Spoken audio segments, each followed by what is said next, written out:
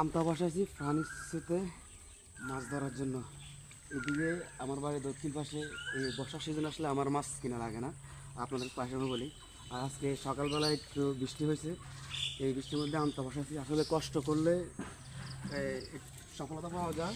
একটু দেখেন আমতার মধ্যে কি মাছ পাওয়া যায়।